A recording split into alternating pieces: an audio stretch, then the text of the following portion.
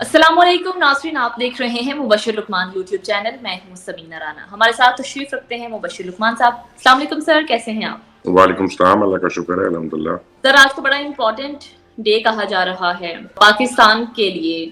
Iran के सदर पाकिस्तान में मौजूद हैं 3 रोज़ा सरकारी दौर पर। इससे पहले सऊदी अरब के वज़ीर ख़ारिजा और मुख्तलिफ वफ़ूद ने पाकिस्तान का दौरा किया। सर, इस तनासुर में जब हम देख रहे हैं कि पाकिस्तान की मईशत के लिए अच्छी खबरें आ रही हैं, ईरानी सदर का दौरा कितना इंपॉर्टेंट है और ईरान और इसराइल के दरमियान जो इस वक्त कशीदगी चल रही है, उस लिहाज से भी जरा इस विजिट की अहमियत पर रोशनी डालिए सर। देखें, पहली बात आपको बताऊं कि जो किसी भी सदर का दौरा होता है ना किसी जगह का, ये कई कई महीने पहले प्लान होता है और उसका एजेंडा भी उस वक्त प्लान होते हैं। तो ये नहीं है कि आज उनका इजराइल से तनाज़ा हुआ है तो कल वो पाकिस्तान आना शुरू हो गया। I am sure foreign office में कोई होगा तो वो हमें बताएगा कि ये कितने महीने पहले का प्लान हुआ है। कई रीजंस होते हैं। ऑब्वियसली अब ये तनाज़ा भी डिस्कस होगा, ये तो नहीं हो सकता कि ये अब ना इसमें डिस्कस हो। ईरान पाकिस्तान को कहेगा तुम हमारी साइड पे खड़े हो, तो पाकिस्तान उनको कहेगा तुम हमारी साइड पे खड़े हो जाओ, तुम इंडिया के साथ ट्रेड छोड़ दो, तुम बाबरी मस्जिद के ऊपर स्टांस लो हमारे साथ, तुम कश्मीर के ऊपर हमारे साथ स्टांस लो, तो फिर वो ये तो मसला वहीं पे रह जाएगा बीच में, क्योंकि हर मुल्क का एक अपना इंटरेस्ट भी तो होता है ना। लेकिन जो असल इम्पोर्टेंट इशू है, मेरा ख्याल है ईरान के सदर वो डिफ्यूज भी करने आए हैं कि जो एक बीच में हरकत हो गई थी ईरानियों से, पाकिस्तान के ऊपर मिसाइल फायर कर दिया था, फिर पाकिस्तान ने उसका जवाबी कार्रवाई भी की और वो उनको पता भी चल गया। तो एक तो उसके बाद वो टेंशन को डी एस्केलेट भी करनी है। दूसरा, पाकिस्तान ने अमेरिका को जवाब दे दिया और कह दिया कि हम अपनी गैस पाइपलाइन बना रहे हैं, ये हमारे मुल्क में हमारे खर्चे पे है, एंड इसके ऊपर कोई सैंक्शन नहीं लग सकती है। और हो सकता है ईरान से हम पैसों पे गैस ना लें, हम उनसे बार्टर कर लें, उनको गंदम दे दें, उनको कुछ और दे दें, हम a lot of things can happen. हम जरूरी नहीं कि हम सैंक्शंस वाली जद में आए। तो ये दौरा कई लिहाज से अहमियत कामिल है। जो सऊदी वफूद के दौरे थे वो उनके साथ ओवरलैप कर गया। तो इसका ये मतलब नहीं कि पहले वो आए और अब ये आ रहे हैं तो फिर ये आएंगे तो अब वो दूसरा आ जाएगा यूएई वाला। तो ऐसे दौरे जो होते हैं ये they are planned much in advance and there is no conspiracy theory to it. तो सर, मईशत के हवाले से कौन कौन से मुआहदे तय होने का इम्कान है, कुछ इस बारे में इंफॉर्मेशन है? देखिए, मेरा ख्याल है कि दो चीजें बड़ी अहम है। एक तो गैस पाइपलाइन जो है वो अब कंप्लीशन की तरफ जाएगी ईरान के साथ, और दूसरा जितना हमारा इलीगल ट्रेड है, जो कोयटा में बलूचिस्तान में तेल आ रहा है ईरान से, या फल आ रहे हैं या और चीजें आ रही हैं और इलीगली वहां पैसे जा रहे हैं, शायद उसको को लेजिटिमेट किया जाए। जैसे हब में ईरान गवर्नमेंट से हम बिजली ले रहे हैं, तो ऑफिशियली ले रहे हैं, तो ये हो सकता है कि इस ट्रेड को, क्योंकि ईरान को जरूरत है इस ट्रेड के ना रुकने की, तो हो सकता है उसकी कोई लेजिटिमेट शक्ल हमारे सामने आ जाए। सो there are a lot of things that can happen actually. Mubashshir साहब, ईरानी सदर के दौरे की वजह से लाहौर और कराची में आम तातील है और ट्रैफिक के बड़े मसाइल हैं, लोगों को बड़ी मुश्किलात का सामना करना पड़ रहा है, इस पर क्या कहेंगे सर? देखें, हम इश्यूज हैं हमारे मुल्क में, और IMF ने जो एक रिपोर्ट दी है जो कल आप मुझसे पूछी थी कि हम 5 ममालिक के साथ हमें छठा बना दिया है, जो सबसे ज्यादा जहाँ टेररिज्म से हम बात हुई है पिछले 4 महीने में, जहाँ पे और पाकिस्तान में फॉरेनर स्पेशली बड़ा टारगेट हुए हैं, चाइनीज भी और फिर जापानीज भी। तो इस दौरे में हम अफोर्ड नहीं कर सकते को घंटी भी कहीं बच जाए। आई मीन, इस वक्त हमें पता है कि इजराइल और इजराइल के जो हम नवा हैं, वो उनका दुनिया में अगर सबसे बड़ा टारगेट है तो वो ईरान की लीडरशिप है, और खास तौर पे ईरानियन प्रेसिडेंट की। और इजराइल ने इसका ओपनली ऐलान किया हुआ है कि 3 लोगों को टारगेट करना चाहते हैं, ईरानियन प्रेसिडेंट को, ईरानियन रिलीजियस स्कॉलर जो उनके आयतुल्लाह हैं सबसे बड़े, और उसके बाद उनके एक साइंटिस्ट को। तो we can't take any chances इसमें। अगर इंटरनेट बंद करते हैं या ब्लॉकेट्स लगते हैं, लोगों की तलाशियां हो रही हैं कि कौन कहाँ जा रहा है, स्पेशली हसास इलाकों के करीब, उसकी वजह से ट्रैफिक जैम्स हो रही हैं, तो there is a price to pay for whatever has happened in this country. तो ठीक है, इसमें मैं भी अभी बड़ी मुश्किल से पहुंचा हूँ यहाँ पे। यानी जिस जगह मुझे आने में 35 मिनट लगते हैं, वहां मुझे 1.5 घंटा लग गया। तो मुझे भी हुई है तकलीफ, लेकिन आई नो कि मुल्क के इंटरेस्ट में हम चुप है। ओके, आगे बढ़ते हैं। मुबश्शिर साहब, ज़िमनी इलेक्शन हुए, उसके गैर हतमी और गैर सरकारी नताइज आए, जिसके मुताबिक PMLN सबसे आगे है। کیا یہی ریزلٹ ایکسپیکٹ کیے جا رہے تھے ضمنی الیکشن سے؟ اور پی ٹی آئی کا ووٹر کیوں نہیں نکلا؟ کیا وجہ ہے اس کی؟ دیکھیں پی ٹی آئی کے اپنے اندر ایک فائٹنگ شروع ہو گئی ہے بہت زیادہ. اس کے اندر بہت زیادہ گروپ بندیاں ہو گئی ہیں. اور اب شیر افضل مروت کو پارٹی سے نکلوا رہا ہے, کوئی شہباز گل کا کہہ رہا ہے کہ یہ ہماری پارٹی میں نہیں ہے, کوئی کہہ رہا ہے بیرسٹر گوہر تو تھوڑی دیر کے لیے ہیں جب تک خان باہر نہیں آتے, کوئی کہتا ہے علی ظفر کو ہونا چاہیے, کوئی کہتا ہے عمر ایوب کہہ رہے ہیں کہ جی میں ہوں اصل میں پارٹی کا لیڈر, بشرا بیگم اپنے فیتے ہلا رہی ہیں, علیمہ خان اپنے وہ آگے جو ہے تنابیں کھینچ رہی ہیں. تو پی ٹی آئی کے اندر کافی توڑ پھوڑ ہے.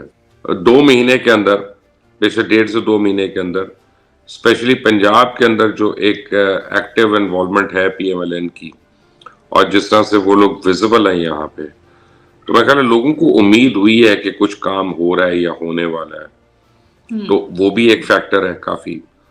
اور یہ کلٹ ایسے ہی ہوتا ہے پی ٹی آئی کی جو آپ بات کر رہی ہیں. کلٹ وہ دودھ میں جو ابال ہوتا ہے اس کی طرح ہوتا ہے کہ جب آتا ہے تو ایک دم سے آتا ہے, اور جب بیٹھنا ہوتا ہے تو وہ ایک دم سے تیزی سے بیٹھ بھی جاتا ہے. یہ کون سا کوئی نظریاتی ووٹ ہے, یہ تو کلٹ کا ووٹ ہے نا. تو ابھی آپ مہینے کے بعد اور الیکشن کرائیں گی تو اس میں آپ دیکھیے کہ اتنے بھی نہیں آئیں گے. مبشر صاحب, انصار عباسی کے مطابق چند اہم شخصیات ہیں جنہیں وہ پاکستان کے خیر خواہ کہہ رہے ہیں, اور کہہ رہے ہیں کہ یہ شخصیات کوشش کر رہی ہیں کہ عمران خان اور اسٹیبلشمنٹ کے درمیان کوئی معاملات سلجھ جائیں, کچھ چیزیں اچھی ہو جائیں, اور یہ جو کوششیں ہو رہی ہیں اس کا نتیجہ 1 یا 2 مہینوں میں نکل سکتا ہے. سر, آپ کی چڑیل بھی بڑی اندر کی خبریں لاتی ہیں, ذرا ہمارے ناظرین کو بتائیں کہ قیدی نمبر 804 کے ساتھ کیا معاملہ طے پا رہے ہیں؟ پہلی بات تو یہ سمینا, وہ قیدی نمبر 804 نہیں ہے, 495 ہے.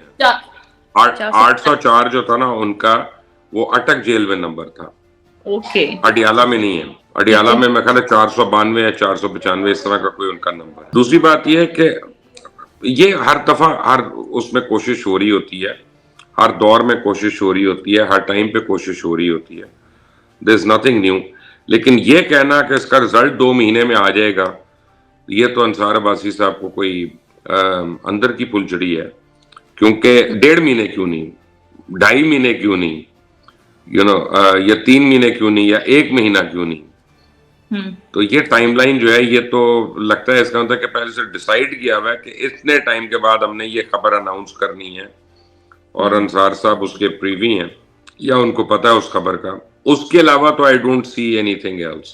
آئی ڈونٹ تھنک کہ ایسا کچھ ہونے والا ہے 2 مہینے میں, میرا نہیں خیال بالکل بھی. اچھا, لیکن مبشر صاحب, رانا ثناءاللہ نے بھی ایک پروگرام میں کچھ اس سے ملتی جلتی بات کی. انہوں نے کہا کہ اگر پی ٹی آئی قیادت مذاکرات کرے تو بانی پی ٹی آئی کی رہائی کوئی مشکل کام نہیں ہے. اسے تھوڑا سا جیسر یہ ملتا ہے کہ شاید پی ایم ایل این بھی چاہتی ہے کہ معاملہ طے پا جائیں, یا کوئی آفر ہے پی ایم ایل این کے عمران خان کو. ایک لیجیٹمیٹ بات ہے نا, نواز شریف سے زیادہ کون گرفتار ہوا ہے؟ 3 دفعہ گرفتار ہوئے, 3 دفعہ حکومت گئی ہے, اور 3 دفعہ باؤنس بیک کیا ہے. تو اس لیے کہ بات چیت کی ہے نا.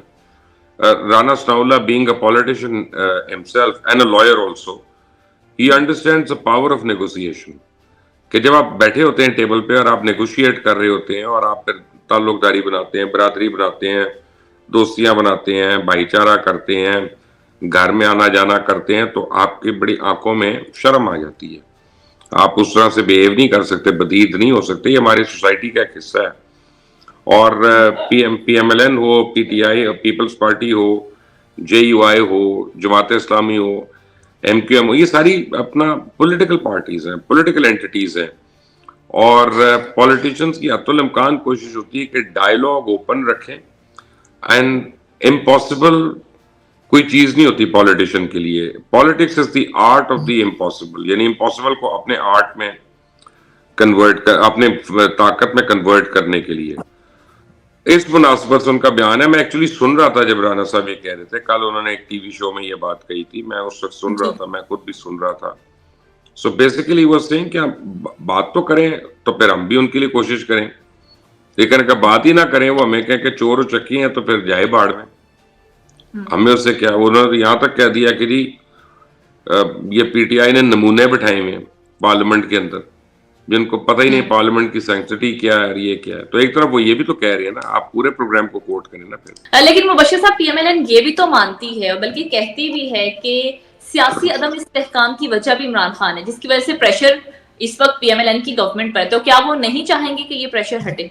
नहीं, वो देखें, अगर सियासी इस्तेकाम आता है तो इकॉनमी स्ट्रांग होती है। इकॉनमी स्ट्रांग होती है तो जो गवर्नमेंट में लोग हैं उनको क्रेडिट दिया जाएगा, उनकी बात उनको उसका आप समझें कि माना जाएगा कि इनकी वजह से ये अचीवमेंट हुई है। तो पीटीआई जो है वो कॉन्फ्रंटेशन की पॉलिटिक्स कर रही है, उसको इस्तेकाम वाली पॉलिटिक्स चाहिए नहीं। बड़ा सिंपल है, इसमें कोई दो राय नहीं है। तो यानी इमरान खान अभी नियर फ्यूचर में बाहर नहीं आ रहे, मैं आपकी बात से ये मतलब ले? जी, मेरी बात का यही मतलब है। राइट। मुबश्शिर साहब, एक और खबर आ रही है कि नवाज शरीफ 5 रोजा दौरे पर जा रहे हैं चाइना, और उनके साथ इसाकदार भी होंगे, वहां पर उनकी कुछ कंपनीज के साथ मुलाकातें होंगी। सर, कुछ है खबर आपके पास, क्यों जा रहे हैं नवाज शरीफ? देखिए, चाइना की कुछ कंपनीज हैं, बड़ी कंपनीज है, जिससे डोंगफेंग है। डोंगफेंग की 28 डिविजन्स हैं, और मेरा ख्याल है कि दुनिया में सबसे बड़ी वो कंपनी है पावर सेक्टर में। वो 40,000 या 60,000 तो जनरेटर बनाते हैं साल के, और पता नहीं ट्रांसफार्मर्स और पता नहीं क्या क्या चीजें, and it's the biggest company in the power sector. Dongfeng की 28 डिविजन्स हैं। हर डिवीजन का टर्नओवर जो है $15 बिलियन से ज्यादा है एक साल का, और 28 के 28 डिवीजन जो हैं वो फॉर्च्यून 500 कंपनीज का हिस्सा है।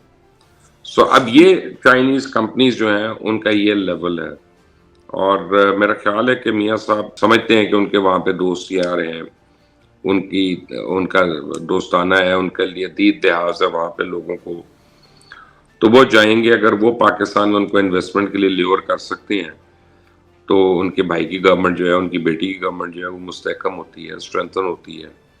और मियाँ साहब ने आने से पहले वादे तो किए थे कई लोगों से कि हम इतने $1 बिलियन की इन्वेस्टमेंट लाएंगे, हम इतने $1 बिलियन लाएंगे। तो अब उसको अमली जामा भी तो पहनाना है ना, कहीं से तो शुरू करना है, तो चाइना से शुरू कर लिया, which is good. Right. Mubashshir साहब, माय लास्ट क्वेश्चन, कल जस्टिस मोहसिन अख्तर कयानी की अदालत में मिसिंग पर्संस का केस लगा हुआ है। सर, पाकिस्तान में मिसिंग पर्सन का मसला हल क्यों नहीं हो जाता? पता करें ना अमेरिका में कितने मिसिंग लोग हैं, पता करें कि और मुल्कों में कितने हैं मिसिंग लोग, पर पता करें इंडिया में कितने मिसिंग लोग हैं। तो पाकिस्तान में तो उसका तनासुब भी बहुत थोड़ा है, पहली बात। दूसरी बात यह है कि मोहसिन अख्तर कयानी साहब को भी चाहिए कि इसकी पूरी रिपोर्ट मंगवाएं कि एक्चुअली कौन कौन लोग हैं जो मिसिंग की लिस्ट में जिनको डाल दिया हुआ है। फिर उनको पता चलेगा कि हम 5th जनरेशन वॉर का जो हिस्सा हैं, और जिस तरह से हमें टारगेट किया जा रहा है 5th जनरेशन वॉर में डिसइंफॉर्मेशन वगैरह के साथ, इदारों को इदारों से लड़ाया जा रहा है, लोगों को लोगों के सामने दस्तों गिरबां किया जा रहा है। तो ये मिसिंग पर्सन वाली कार्रवाइयां जो हैं ये भी उसी का एक हिस्सा है। ये बड़ी तफसीली बात है, तफसीली बहस है, इसके ऊपर कल मैं एक वीलॉग भी करूंगा। सो आप वो देखेंगे तो आपको काफी क्लैरिटी आ जाएगी। Right, alright. बहुत शुक्रिया मुबश्शिर साहब, आपके कीमती वक्त और आपके कीमती तजज़िये का। नाज़रीन, इसके साथ ही हमारा आज का ये वीलॉग खत्म हुआ। अगर आपको ये वीडियो पसंद आए तो इसे लाइक कीजिए, शेयर कीजिए, और हमारे चैनल को सब्सक्राइब करना मत भूलिए। इजाजत दें, अल्लाह के बाद।